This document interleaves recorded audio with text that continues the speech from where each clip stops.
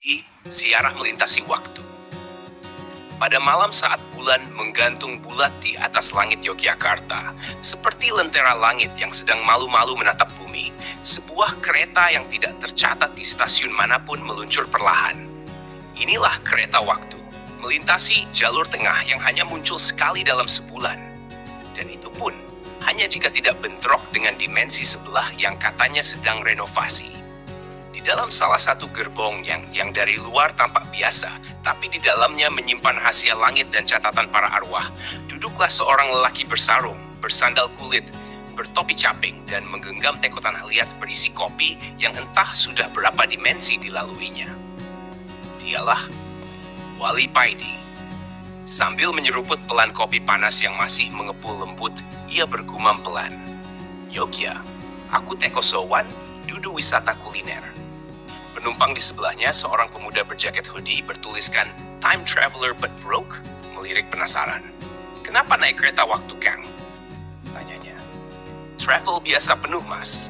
Saya ini ngejar sowan, bukan ngejar flash sale," jawabnya sambil ngantai, tapi kalimatnya dalam. Sampainya di kota gede, Wali Paidi langsung menuju pasar. Tujuannya jelas, Mbak Ratmi, penjual bunga langganannya. Setelah melempar beberapa rayuan halal khas orang tua yang belum kehilangan humor dan diselingi cengengesan di antara aroma melati, kenanga, dan kantil, ia membeli 2 keranjang bunga segar. "Loh, Kang Paidi, lama nggak kelihatan. Masih suka bunga ya?" tanya Mbak Ratmi sambil tertawa kecil. "Supaya ekonomi rakyat tetap muter, Mbak," jawab Paidi sambil tersenyum. "Saya ini bukan jin yang bisa sulap-sulap, tetap kudu belanja." Selesai dari pasar, ia bergegas menuju makam para raja. Di pintu gerbang, ia disambut oleh seorang juru kunci, abdi dalam yang sudah sepuh. Meski Wali Paidi bisa saja langsung menembus tembok atau melompat dimensi, ia memilih tata krama.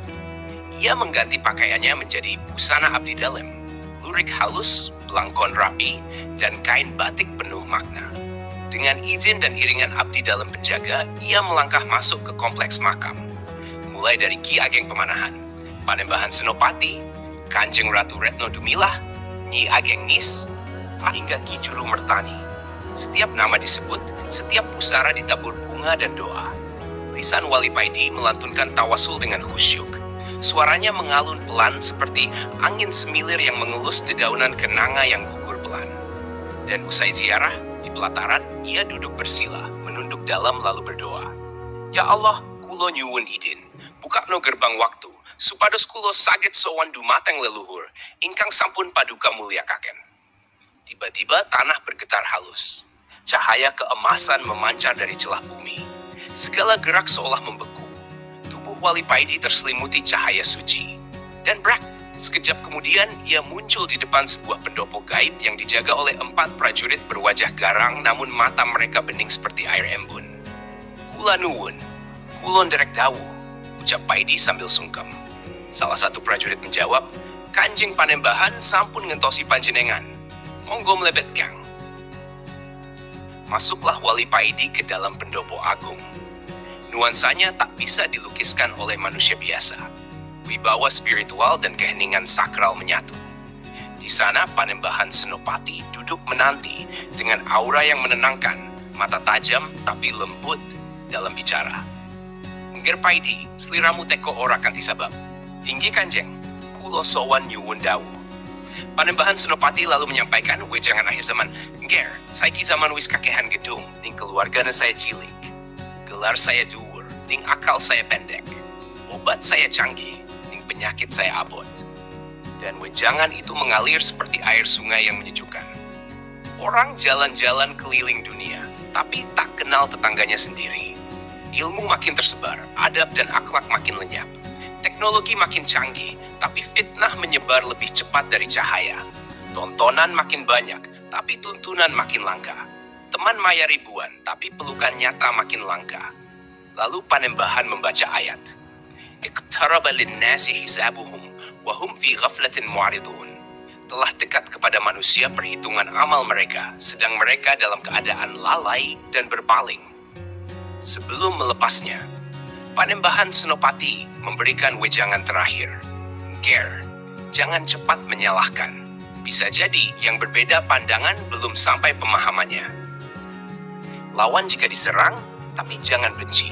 Jika kau harus berjihad, berjihadlah dengan kasih, bukan dendam. Berbuatlah karena Allah, bukan demi pujian manusia. Sebab pujian itu seperti bayangan, selalu berubah tergantung cahaya. Beramallah seolah Allah memasang CCTV di belakangmu. Semua terekam, di akhirat akan diputar ulang tanpa bisa di-skip. Wali Paidi menunduk dalam, mengangguk perlahan. Inggih, Kanjeng, kulo nurut, matur sembah nuwun. Cahaya kembali menyelimuti.